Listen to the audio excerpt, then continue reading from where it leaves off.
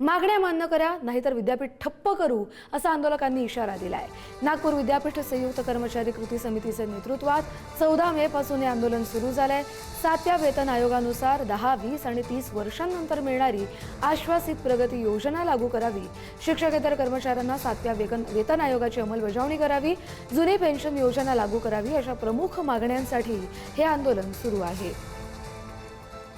महाराष्ट्रातील अकृषी विद्यापीठे व संलग्नित महाविद्यालयातील शिक्षकेतर कर्मचाऱ्यांच्या प्रलंबित प्रश्नांबाबत तातडीने निर्णय घेण्याकरिता कर्मचाऱ्यांमार्फत हा संप